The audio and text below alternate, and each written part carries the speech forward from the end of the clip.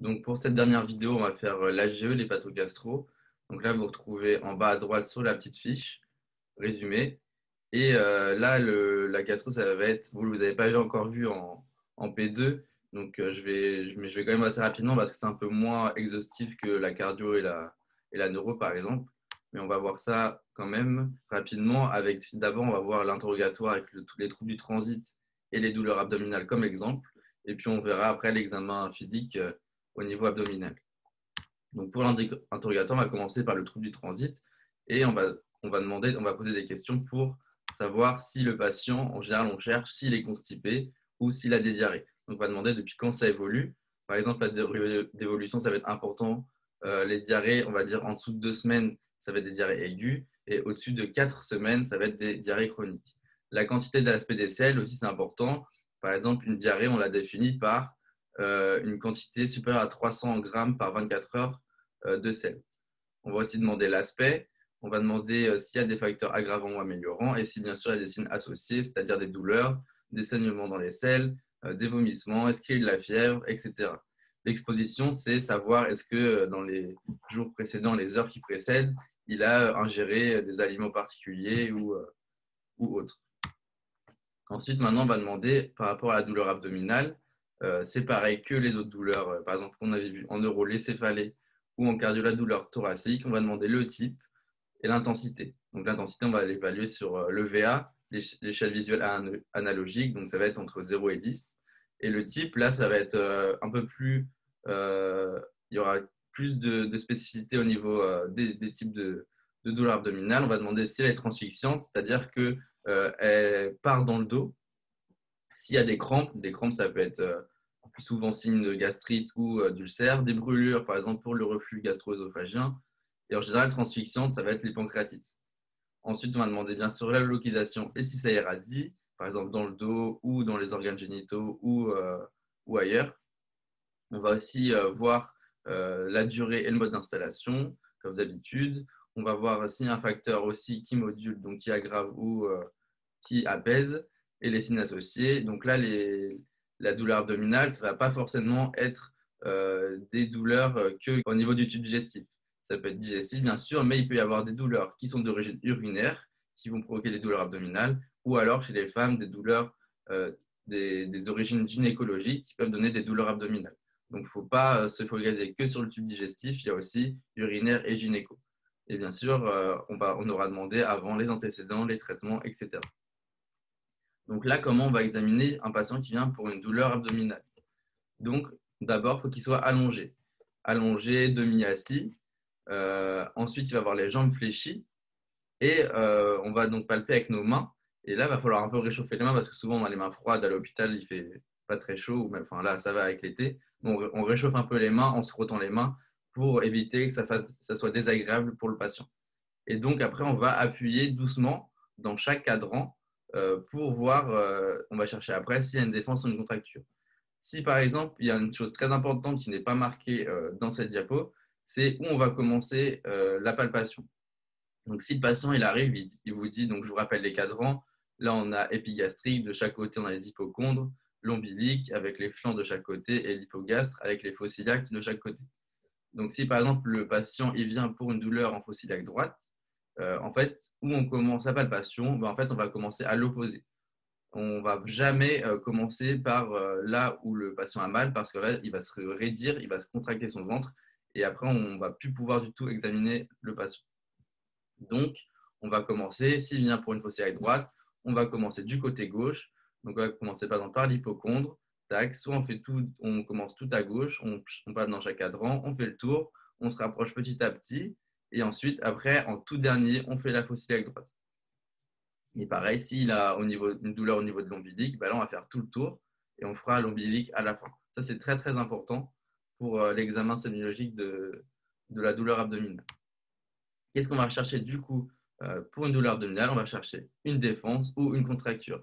En fait, une défense, ça va être quoi? Ça va être les muscles abdominaux qui vont se contracter parce qu'en fait, il y a quelque chose qui se passe en dessous, soit il y a une infection ou autre, et du coup, les muscles ils vont être contractés. Ils vont lutter contre donc, quand on avait appuyé, ça crée une douleur, et du coup, les muscles ils vont se contracter pour éviter que ça fasse encore plus mal.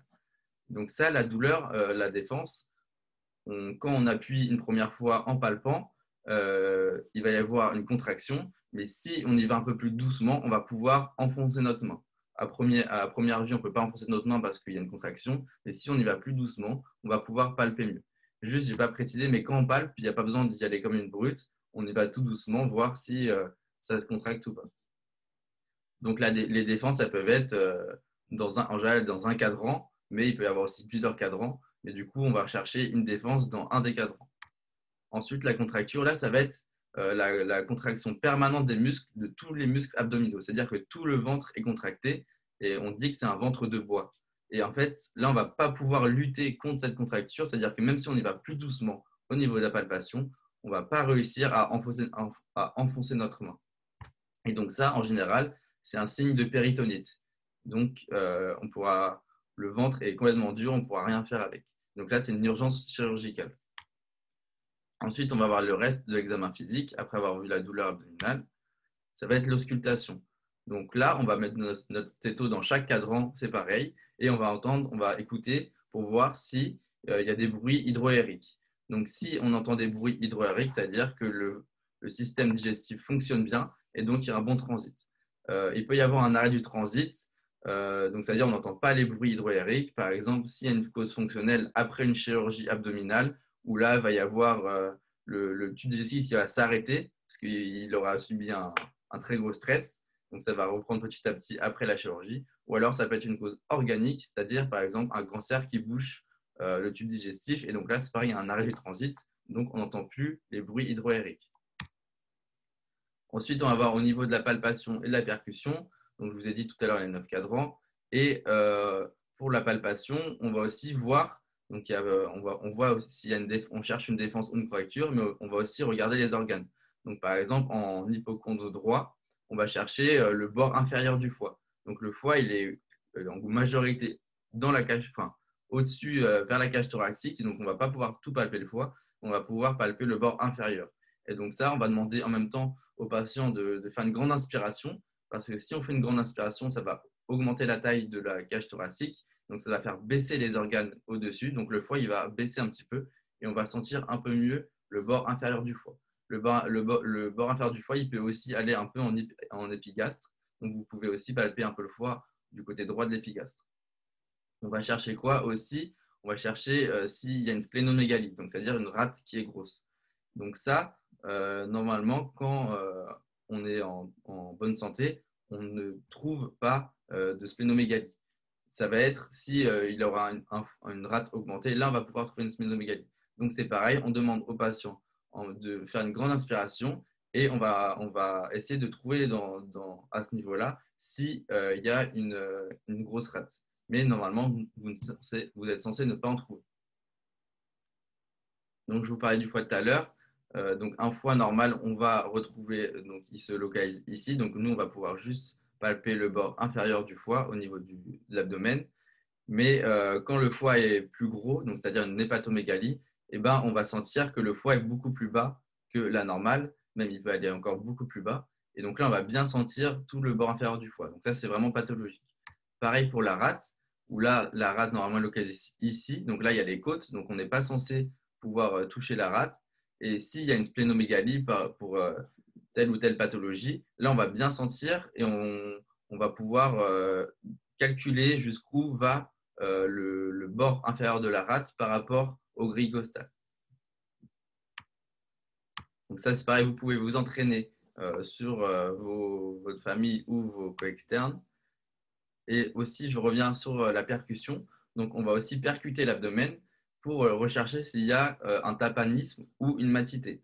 Donc, normalement, le ventre là, tout est normal. Il n'y a ni tapanisme ni matité, sauf au niveau de l'hypocondre droit, où là, on peut retrouver une matité. Pourquoi? Parce qu'il y a le bord inférieur du foie. Donc, si on a une matité à ce niveau-là, au niveau de l'hypocondre droit, c'est normal. Ensuite, si on retrouve une matité ailleurs, en général, ce n'est pas normal. Donc, ça, par exemple, si on retrouve au niveau des flancs, quand le patient est allongé, on va voir tout à l'heure, il y aura peut-être de l'acide. Ou alors un globe vésical, comme on va le voir tout à l'heure. Pour le tympanisme, c'est-à-dire qu'en fait, il y a de l'air dans la cavité abdominale. Donc, ce n'est pas normal qu'il y ait de l'air dans la cavité abdominale, c'est normal qu'il y ait de l'air dans le tube digestif. mais pas en dehors du tube digestif, pas intrapéritonéal. Donc là, ça veut dire qu'il y a de l'air qui est rentré, et donc ça, c'est pas normal, c'est une urgence aussi chirurgicale. Donc si vous entendez un tapanisme, c'est qu'il va falloir avertir les chefs. Donc je vous parlais de l'acide tout à l'heure. L'acide, c'est quoi? Ça va être en fait du liquide dans la cavité abdominale. Et donc ça, c'est pathologique. Et on va retrouver, donc, quand le patient est allongé, le liquide, il va subir la gravité, donc il va se répartir en bas. Et donc, on va surtout retrouver du liquide sur les côtés, au niveau des flancs. Et donc, quand on va faire la percussion au niveau des flancs, on va entendre une matité. Donc, quand on a de l'acide, on peut aussi faire le signe du flot. Donc, le signe du flot, c'est quoi? C'est donc il y a de l'eau dans la cavité abdominale. En général, on peut le faire quand il y a beaucoup, beaucoup de liquide. Donc, le signe du flot, c'est quoi? C'est avec notre main du côté droit ou gauche, on commence par là où on veut, on va pousser l'abdomen d'un côté. Et en fait, il va y avoir une onde. En fait, c'est le liquide qui se déplace dans la cavité abdominale et qui va être répercuté de l'autre côté. Donc, en fait, ça fait une vague. Donc, c'est pour ça qu'on dit le signe du flot. Ensuite, donc là, vous voyez, en fait, là, normalement, il n'y a il y a pas de liquide, il y a un peu de liquide intrapéritonal, mais très, très peu. Et donc là, vous voyez qu'il y a plein d'eau ou alors autre chose de l'acide dans la cavité abdominale. Et donc, c'est pareil, le liquide, il se déplace en fonction de la gravité. Si vous êtes debout, le liquide va être en bas. Si vous êtes allongé, le liquide, il va être plus sur les côtés. Et voilà. Ensuite, je vous avais parlé tout à l'heure que si on trouve une matité au niveau de l'hypogastre, donc là, je vous ai dit, il n'y a pas que des causes du tube digestif qui peuvent donner des douleurs abdominales. Donc, il peut y avoir aussi des causes urologiques. Et donc, si on a un globe vésical, c'est-à-dire qu'on n'arrive plus à faire pipi, là, c'est bouché, les urines continuent d'arriver pas à aller sur Terre. Et donc là, ça va grossir, grossir, grossir. Et là, on a une énorme vessie. Et donc, après, du coup, ça, c'est douloureux. Donc, quand on va faire la percussion, on va entendre, c'est pareil, une matité au niveau de l'hypogastre. On va pouvoir sentir aussi, en palpant, jusqu'où remonte le globe, la vessie. Ensuite, une des choses à faire qui est très, très importante, c'est regarder les orifices herniaires. Donc, il y a plusieurs orifices herniaires à savoir. Il y en a 3 principales. Donc, une hernie, c'est quoi? En fait, ça va être une fragilité au niveau d'un orifice, comme on dit, orifice hernière.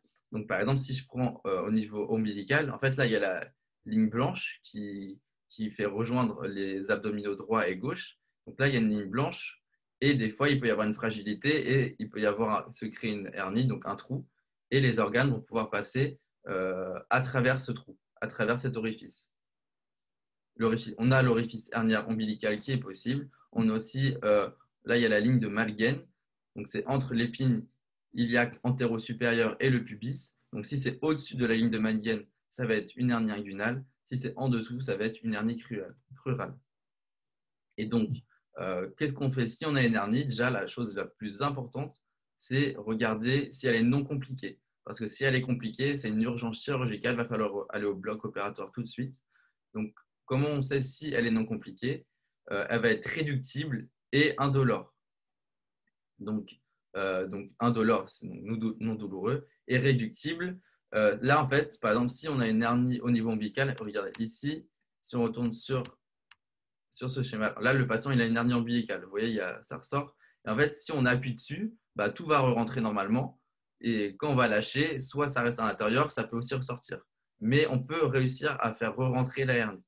Donc, si par contre elle est irréductible, alors là, si elle est irréductible, c'est pareil, c'est une urgence chirurgicale. Donc, si elle est irréductible et douloureuse, là, il faut aller au bloc. Et on dit que les hernies, elles sont impulsives à la toux. Donc, c'est quoi? C'est que quand on tousse, on augmente la pression au niveau de la cavité abdominale, intra-abdominale. Et du coup, les organes ils vont plus facilement être projetés vers la paroi. Et donc, s'il y a un orifice, là, les organes ils peuvent passer à travers cet orifice. Donc là, on a l'exemple encore de l'hernie ombilicale. Et donc, au niveau de l'orifice, c'est ce qu'on va appeler le collet. Et donc, je vous ai dit tout à l'heure qu'il fallait qu'une hernie fallait qu'elle soit indolore et réductible pour qu'elle soit non compliquée. Parce que si c'est douloureux ou si c'est réductible, c'est-à-dire que le collet il est très serré Et donc, les organes, en fait, le sang au niveau de ces organes-là ne passe plus. Donc, ça crée une douleur. Et en fait, ça veut dire que c'est en train de nécroser. Donc, c'est pour ça que si c'est douloureux ou c'est irréductible, là, c'est trop serré. Donc, il va falloir le bloc opératoire pour enlever ce collet et reboucher l'orifice. Ensuite, là, on a l'exemple de la hernie inguinale. Bon, bien sûr, là, c'est en rouge, mais il y a la peau par-dessus. Vous n'avez pas le tube digestif qui ressort à travers la peau. Là, il y a de la peau par-dessus. C'est juste pour le schéma. Et donc là, on a une hernie inguinale donc, qui est au-dessus de la ligne de Malguen. Donc là, on a l'exemple aussi de l'hernie crurale. Donc là, c'est en dessous de la ligne de Malguen. Et on va donc palper la hernie et demander au patient de tousser parce que je vous l'ai dit tout à l'heure, ça permet de créer une pression intra-abdominale et de voir s'il y a une hernie, de faire ressortir les organes. Ensuite, on va voir une chose qu'on avait vue un peu en pneumologie, c'est l'astérexis. Donc ça, on l'appelle aussi flapping tremor. Et donc, comme je vous avais montré, c'est une chute brutale et brève du tonus des muscles de la main. Donc, on demande au patient de mettre ses bras comme ça. Et en fait, ses mains, elles vont faire comme ça, par à coup. Et donc ça, en hépatogastro, c'est un signe d'encéphalopathie hépatique. Donc c'est grave, il va falloir s'en occuper très vite. Mais ce n'est pas la même chose qu'en pneumologie, vous avez dit que c'était un signe d'hypercapnie. Donc là, en AGE, c'est un signe d'encéphalopathie hépatique. Et en pneumologie, quand il y a une hypercapnie, ça peut être aussi l'astérixis, un signe d'hypercapnie. Et donc ça, c'est en général une encéphalopathie hépatique. Donc c'est-à-dire que le foie, il n'arrive plus à faire son travail. Et donc on va avoir certaines substances qui vont arriver au cerveau qui normalement n'arrivent pas. Et donc ça va créer une encéphalopathie. On va avoir aussi d'autres signes. Par exemple, quand le foie ne marche pas, on peut avoir ce qu'on appelle un angiome stellaire. Et donc ça, c'est une lésion vasculaire au niveau cutané. Ça va faire partir d'un point et ça va faire une étoile qui se ramifie à partir du centre. Et donc ça, c'est un signe d'insuffisance hépatocellulaire. Quand on va appuyer dessus, on dit que ça s'efface à la vitropression, c'est-à-dire que quand on appuie, l'étoile elle va devenir blanche et quand on lâche, en fait, le sang va recirculer à l'intérieur, donc ça va redevenir rouge. Et on va passer à la dernière chose pour finir, le toucher rectal. Donc ça, vous aurez à le faire en gériatrie, enfin même dans tous les services, mais surtout, il y en aura beaucoup, surtout en gériatrie. Et donc là, on va chercher au niveau du toucher rectal, si on a un fécalome, c'est-à-dire des selles très dures, en fait, ça fait comme après, comme un caillou de sel. Donc on va chercher s'il y a un fécalome. On va aussi vérifier l'état des selles. Donc si dans l'ampoule rectale, on a des selles ou pas. Si avec les selles, il y a du sang ou pas. On va pouvoir aussi regarder s'il y a une tumeur au niveau de l'ampoule rectale. On va pouvoir regarder chez les hommes si l'état de la prostate. Et donc ça, on demande aux patients de se mettre couché sur le côté avec les jambes fléchies. Et donc là, vous voyez un schéma chez l'homme où là, on a la prostate qui est vraiment dans l'ampoule rectale, donc qui n'est pas loin pour vérifier. Donc ça, vous verrez aussi en urologie, c'est pour vérifier s'il n'y a pas de cancer, d'hypertrophie, etc. Donc voilà, j'ai fini pour toute cette vidéo. J'espère que ça vous aura été utile. J'ai fait un peu rapidement, donc tout n'est pas parfait. Mais je vous souhaite en tout cas bon courage à tous pour votre premier stage. Vu que vous n'avez pas eu de stage de sémio l'année dernière, j'ai essayé de faire ça pour vous aider. Et je vous souhaite bon courage. Tout va bien se passer. Vous allez être bien pris en charge. Vous n'allez pas être tout seul. De toute façon, il y aura vos co-externes, vos internes et vos chefs. Donc, ils savent très bien que vous n'avez pas eu de stage l'année dernière. Donc, faut pas non plus trop stresser. Vous allez apprendre et vous allez devenir tous de bons médecins. Bon, je vous souhaite à tous un bon stage et merci encore.